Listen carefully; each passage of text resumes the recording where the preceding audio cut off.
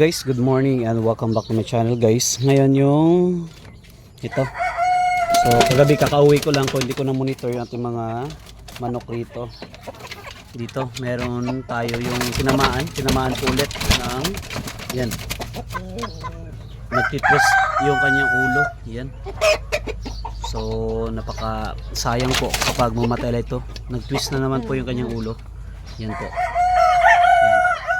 So tatanggalin po natin ito at baka kaya pa sa hilot. Okay.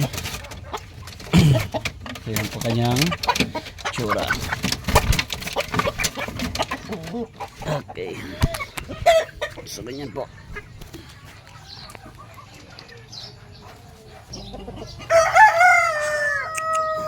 So yun guys, nagtitwist. So try natin guys na baka may hilot pa to kasi dati natin to na napagaling po natin. At yung observe ko last time kasi pagkawa ko nagganito rin, sobrang init po ito. Ngayon siya na naman yung ito ngayon yung mainit po na naman siya. Yan, baka sobrang init na naman to. Nilalagnat kasi kaya nagtitwist yung kanyang liig rito. Yung gagawin natin ito guys, katulad pa rin sa ginawa natin dati na pinaliguan natin at saka pinainom ng Primoxel tablet. Kasi grabe yung lagnat po ng ating manok. Yan, mainit po siya. Kaya nagtitwist yung kanyang ulo. Okay? Yan. So sayang guys kung galing.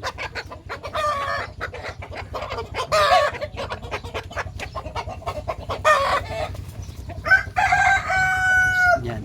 Yep. Kung maglalakad yan guys, tutumba po siya. So ngayon paliguan na lang natin para kahit paano mawala po yung lagnat niya. Tapos painom natin ng Primoxel at hilot-hilot lang po, hilutin lang po natin dito banda sa kanyang leeg. Okay?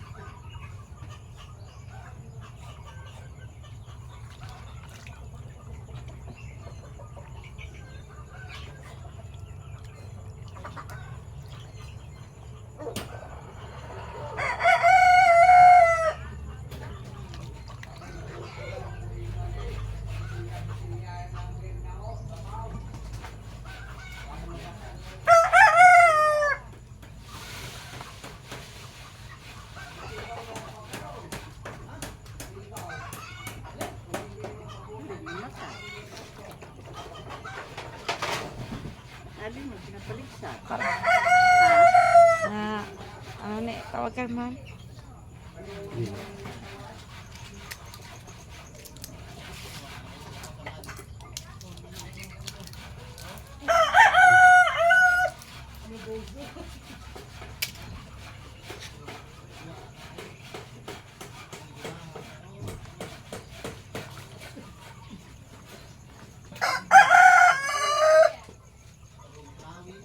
Wa, ina pa.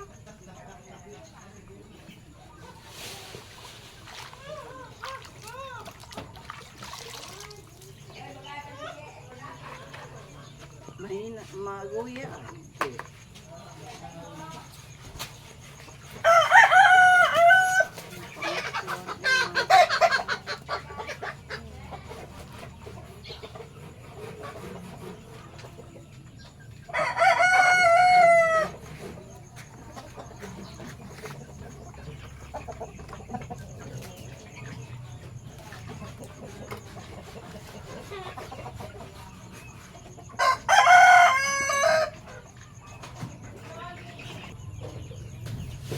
Yan guys, parang di na rin nag-twist yung kanyang liig.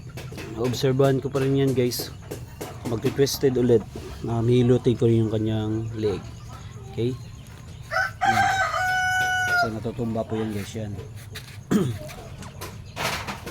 Sayang kasi guys kapag mawalan tayo ng ganito. Ito kasi pinaka-paborito ko sa lahat. Yan. So yun guys, binalik ko muna rito sa kanyang kulungan. Yan po siya. So kahit pa paano hindi na po nagtitwist. At obserbahan ko ulit yun guys at para ipalo up kung hindi pa magiging okay. So babasahin ko ulit. Tapos hilutin hanggang maging normal na po yung kanyang itsura. Yan. Yan po guys. Okay.